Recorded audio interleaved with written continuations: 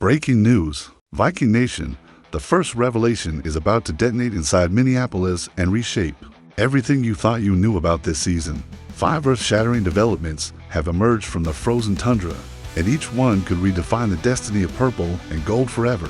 A head coach finally discovers the missing piece that's haunted his play calling for 3 long years, transforming from a passing-obsessed coordinator into a balanced offensive mastermind.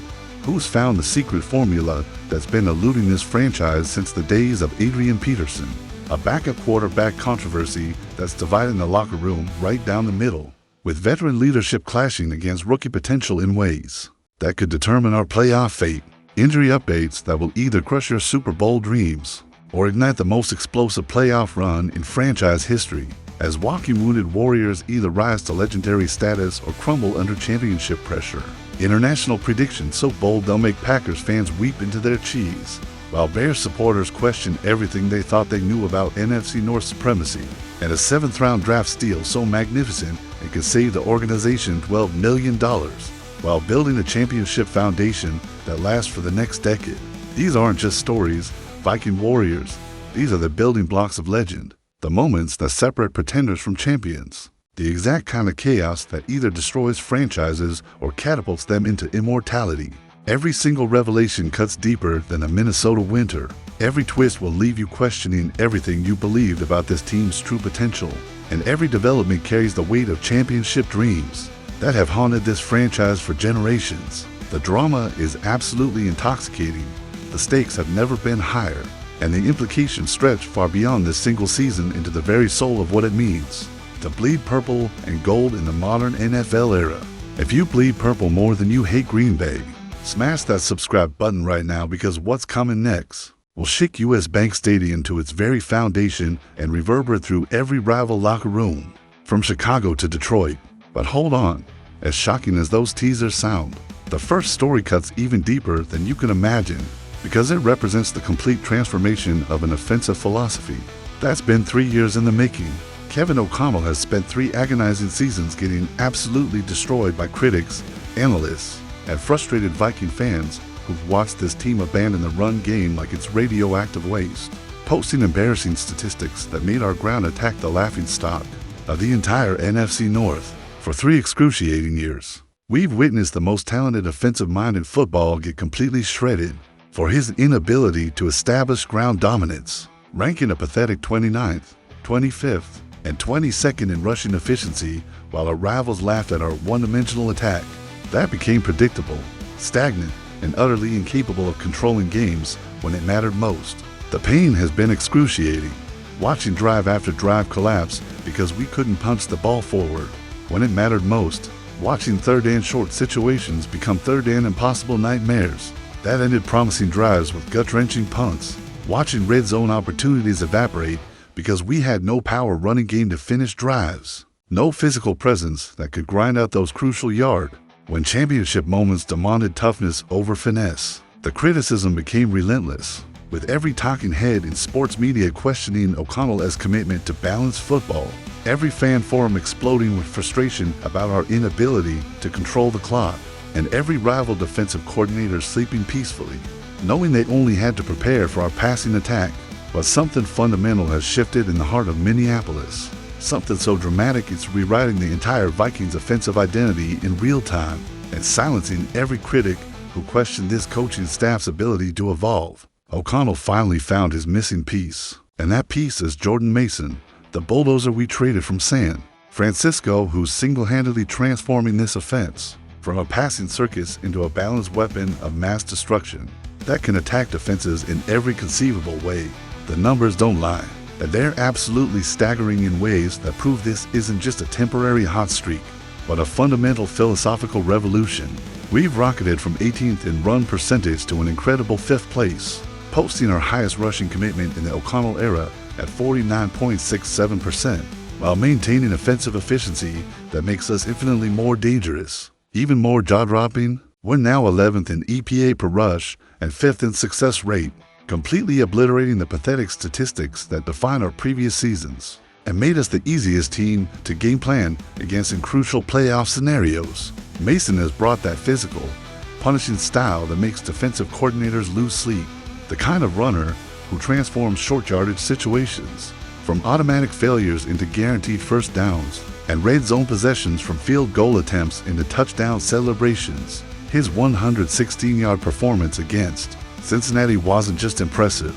It was a declaration of war against every team that thought they could stack the box against Justin Jefferson and force us into predictable passing situations. O'Connell's own words reveal the transformation with crystal clarity. "I really liked how we attack people, and I'm loving the idea of building the identity that best fits this team. This isn't just about statistics or temporary success. Viking Nation, this is about finally becoming the complete offensive machine that can dominate the NFC North when January arrives. The kind of balanced attack that championship teams require when the weather gets cold and the games get physical." Can you feel that shift in momentum building like a winter storm? Can you sense how this balanced attack makes us infinitely more dangerous than any team that relies solely on aerial fireworks and predictable game plans? The beauty lies not just in Mason's individual brilliance, but in how his presence unlocks every other weapon on this roster, making Jefferson even more unstoppable when teams can't commit extra defenders to coverage, creating opportunities for Jordan Addison and TJ Hawkinson that simply didn't exist when defenses knew exactly what was coming on every crucial down. Because if you believe this run game revolution makes us unstoppable in the playoffs and transforms us into the kind of complete team that can win championships, hit that like button and let the Packers know their ground defense is about to get absolutely demolished by a rushing attack they never saw coming. And just when fans thought the season couldn't get more electrifying, here comes the next bombshell that's guaranteed to send shockwaves through the entire NFC and establish our international dominance in ways that will be remembered for decades. The Vikings are about to embark on the most unprecedented journey in NFL history, playing consecutive games on European soil for the first time ever, starting with a Sunday showdown in Dublin against the Pittsburgh Steelers that could cement our international dominance forever and prove that this franchise belongs on the biggest stages that football has to offer. We're not just 8-0 in overseas games. We're absolutely unstoppable when we cross the Atlantic, transforming into a different beast entirely when we represent American football on foreign soil. And these bold predictions will make you believe we're about to extend that perfection in the most spectacular fashion imaginable. The first prediction that will have Steelers fans questioning everything they thought they knew about their team's chances. Carson Wentz is about to silence every single doubter who questioned his ability to lead this franchise, throwing for over 150 yards and multiple touchdowns while proving he's the steady veteran presence this team desperately needed during J.J. McCarthy's recovery period. The beauty of Wentz's inevitable performance lies not just in raw statistics, but in his growing chemistry with Kevin O'Connell's system. He's not trying to be the flashy superstar who forces impossible throws. He's simply executing at an elite level while letting our weapons make the explosive plays that turn close games into blowout victories. Justin Jefferson will continue his European tour de force, adding another chapter to his international legend, while tormenting whatever cornerback Pittsburgh dares to line up across from him. In single coverage, Jordan Addison will find those perfect windows in traffic that have made him one of the most underrated receivers in the entire league, creating separation that turns routine plays into explosive gains. TJ Hawkinson will punish linebackers who dare to follow our receivers downfield, using his size and route running precision to create mismatches that defensive coordinators have no answer for when the game plan starts falling apart. But here's where this prediction gets absolutely ruthless and taps into the kind of defensive dominance that championship teams display on the biggest stages. Our defense is going to completely annihilate Aaron Rodgers and the Steelers' offensive attack in ways that will haunt Pittsburgh fans for years to come and remind everyone why our defensive unit has been one of the most underrated in the entire league. Jonathan Greenard and Andrew Van Ginkel are going to feast on Rodgers' aging legs, generating consistent pressure that forces hurried throws and crucial mistakes at the exact moments when Pittsburgh needs precision most. The pass rush that's been building momentum all season will reach its crescendo against an offensive line that's shown vulnerability to coordinated attacks, creating the kind of chaos that turns veteran quarterbacks into mistake-prone liabilities. Harrison Smith will deliver that vintage playoff-caliber interception that swings momentum permanently in our favor, showcasing the football intelligence and positioning that's made him one of the most respected safeties in franchise history. Isaiah Rodgers continues his incredible defensive touchdown streak. That's been terrorizing opposing offenses and proving that our secondary has the playmaking ability to change games in an instant. The defensive dominance won't be limited to individual performances. This will be a complete unit showcase that demonstrates why our defense has the personnel and scheme to neutralize any offensive attack in the league when they're playing with the kind of confidence that international stages provide. The final prediction that will have the entire NFL taking notice: Vikings control this game from the opening drive and cruise to a dominant 7-1-4 victory that establishes us as the most dangerous team in the NFC playoff picture and sends a message to every contender that we're not just participating in the postseason race, we're leading it. This isn't just wishful thinking or fan optimism. It's the inevitable result of a complete team hitting its stride at the perfect moment, on the perfect stage, with every unit performing at championship level. When the spotlight burns brightest, the international audience will witness Vikings football at its absolute peak, the kind of performance that creates lasting memories and establishes this team as a legitimate Super Bowl contender rather than just another playoff hopeful. If you're ready to watch us destroy the Steelers in Dublin and extend our international perfection to levels that no franchise in NFL history has ever achieved, smash that comment section and tell every Bears fan why we're about to own Europe forever, while they're stuck watching from their couches in Chicago. But trust me, the story only gets darker and more complex from here. The next twist will leave you speechless because it's all about the walking wounded, who could either doom our season or fuel the most incredible playoff run in franchise history. And every single injury update carries championship implications that will determine whether we're pretenders or legitimate Super Bowl contenders. The Week 5 injury report reads like a medical thriller, with every name, every designation, and every progression carrying the weight of postseason dreams that have haunted this franchise for decades. Let's start with the devastating blow that has our offensive line hanging by a thread while simultaneously showing the kind of medical management that separates championship organizations from mediocre franchises. Christian Darrisaw getting a planned rest day that signals the Vikings are managing his health with surgical precision, knowing that our all-pro left tackle is the cornerstone protecting whoever's under center and the foundation upon which our entire offensive success depends. The genius of this approach shows Kevin O'Connell and the medical staff learning from past mistakes, refusing to run elite players into the ground during the regular season when we need them healthy, and performing at peak level for January football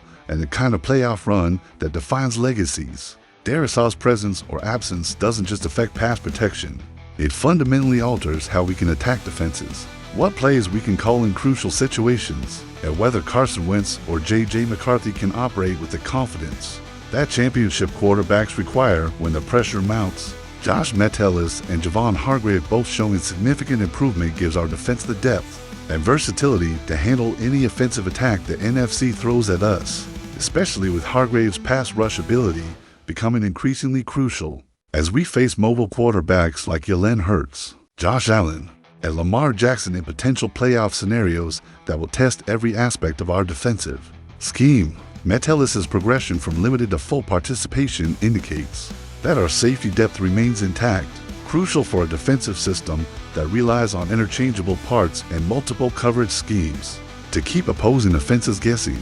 But the elephant in the room that dominates every conversation and shapes every strategic decision remains J.J. McCarthy's ankle injury, which continues to sideline our franchise quarterback while Carson Wentz holds down the fort, with increasingly impressive performances that create their own set of complications. The medical staff's cautious approach with McCarthy proves they're thinking long-term championship rather than short-term desperation. But every week he misses creates more questions about our playoff quarterback situation and whether we can maintain offensive consistency when the games matter most. The delicate balance between protecting our future and maximizing our present creates tension that every championship contender must navigate, and our handling of McCarthy's recovery could define the next decade of Vikings football.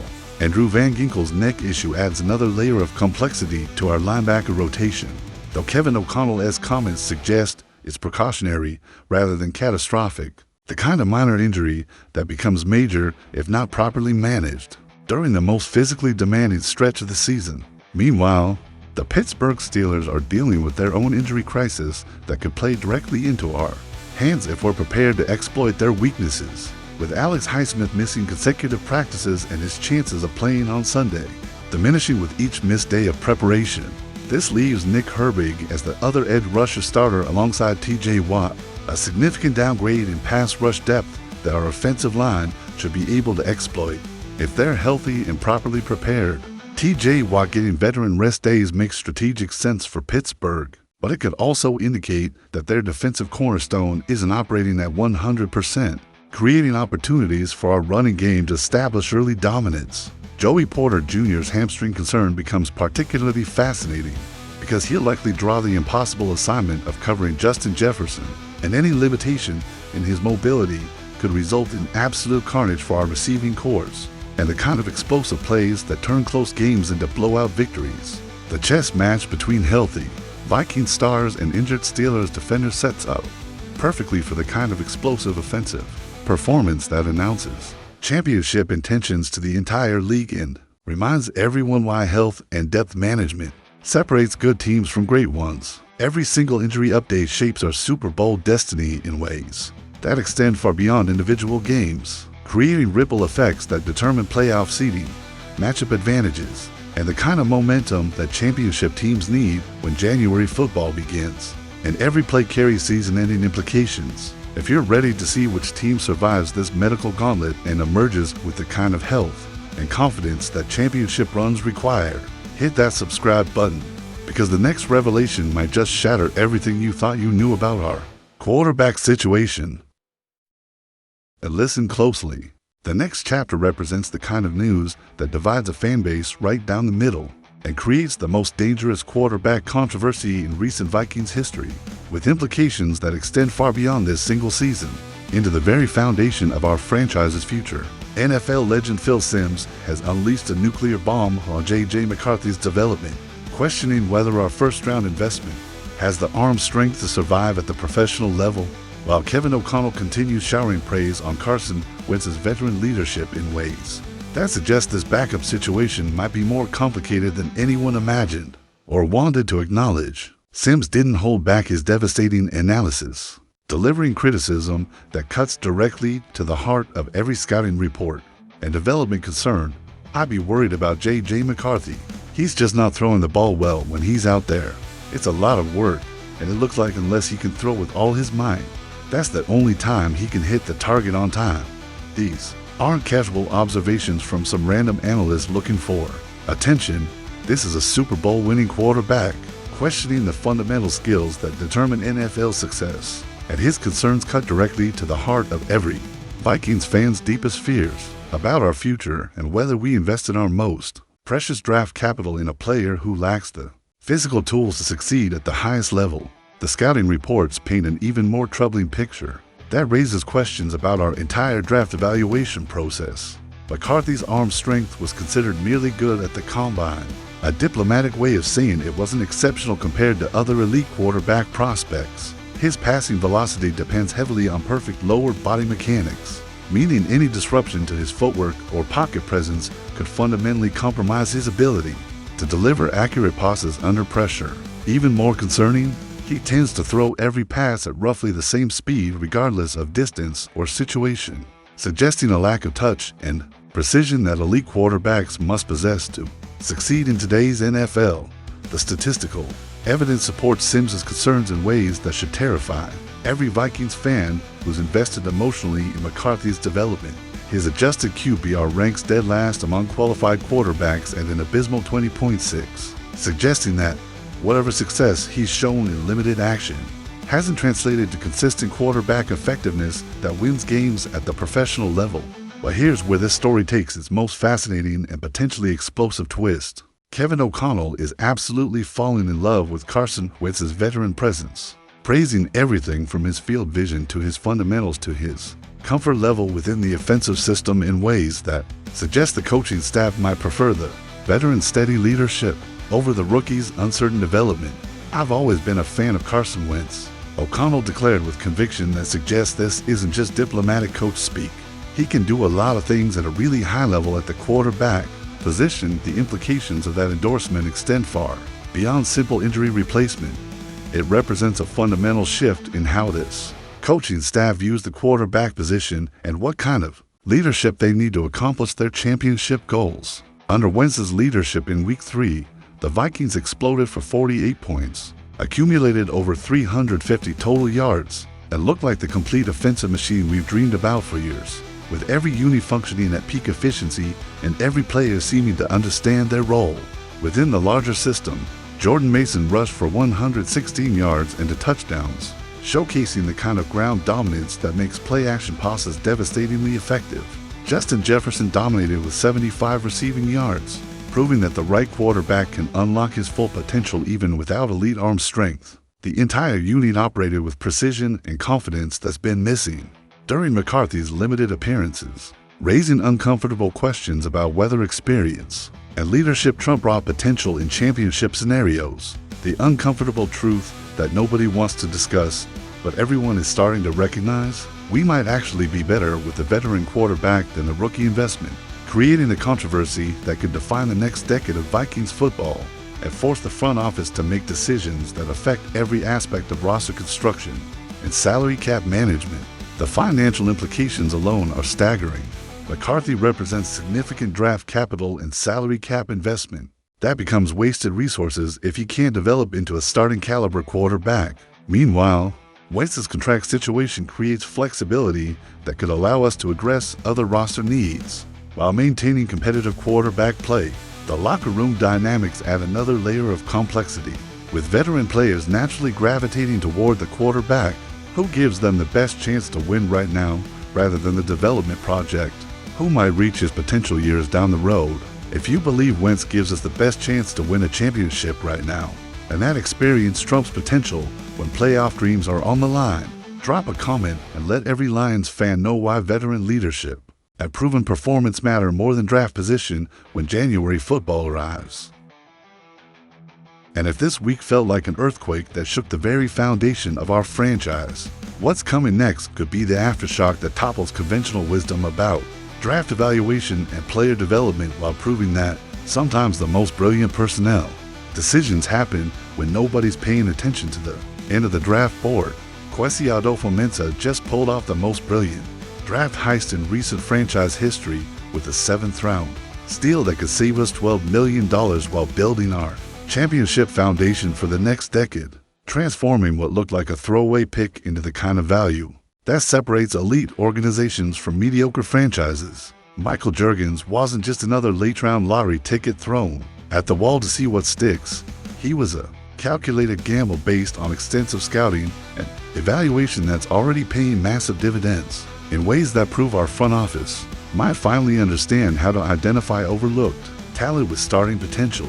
Adofo-Mensah's draft history has been absolutely brutal when subjected to honest evaluation, with his 2022 class featuring for picks in the top 66 selections who are now completely off the roster and representing wasted resources that should have formed the core of our championship foundation. His 2023 efforts showed only marginal improvement despite hitting on Jordan Addison in the first round, with most other selections failing to contribute at the level their draft position demanded. The criticism has been relentless, with every analyst and fan questioning whether our general manager possesses the evaluation skills necessary to build sustainable success through the draft, rather than expensive free agency band-aids. But Juergens represents something entirely different and potentially transformative. A 24-year-old center from Wake Forest who received a phone call from the general manager promising he'd be groomed as a future starter. An incredibly bold statement for a 230th overall selection that now looks like prophetic genius, rather than empty encouragement. When Ryan Kelly went down with a concussion that could have derailed our entire offensive line chemistry, Juergens stepped into the starting lineup and immediately showcased the athleticism, technique, and power that made Adofo-Mensah believe in his potential despite his late draft position. His run blocking was particularly impressive, demonstrating the second-level mobility that Kevin O'Connell's offense demands while showing enough raw strength to move defensive tackles off the line of scrimmage and create running lanes that transform good plays into explosive gains. The technical proficiency he displayed against Cincinnati wasn't just promising for a rookie. It was genuinely impressive for any center at any level. With proper hand placement, leverage, and finishing ability that veteran linemen often struggle to master. The pass protection metrics reveal some expected rookie inconsistencies that come with learning NFL timing and communication, but the foundation is absolutely rock solid for a player with this little experience and this much upside potential. His to pressures allowed at 47 pass blocking snaps represents a completion percentage that many established centers would be proud of, especially considering he was making his first NFL start against a defense specifically game planning to exploit our offensive line depth. Here's where this story becomes financially fascinating and strategically crucial for our championship window. Ryan Kelly's contract carries a $5.6 million cap hit that represents significant resources tied up in a position where we might have found comparable or superior production at a fraction of the cost. Cutting Kelly would save over $12 million in cap space that could be redirected toward extending Justin Jefferson at market value, signing defensive stars who transform our championship potential, or adding the missing pieces for a Super Bowl run that maximizes our current roster's prime years. If Jurgens continues developing at his current trajectory while maintaining the consistency he's shown in limited action, we're looking at elite center play at 7th round prices, the kind of value that separates championship organizations from mediocre franchises and allows successful teams to maintain competitive advantages while others struggle with salary cap constraints. This isn't just about one position or one player. It's about Adolfo Mensa finally proving he can identify talent that other teams missed, building sustainable success through smart evaluation rather than expensive free agency band-aids that create short-term fixes without addressing long-term needs. The Vikings' offensive line's strength now extends from Christian Darrisaw and Brian O'Neill at the tackles to this emerging center who could anchor our protection schemes for years to come, creating the stability that allows generational talents like Jefferson and McCarthy to reach their absolute ceiling without worrying about pressure up the middle.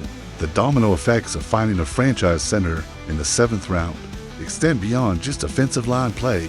It affects our entire draft strategy for future years, our salary cap allocation across all position groups, and our ability to maintain championship-level rosters while other teams struggle with financial constraints. Think this was wild?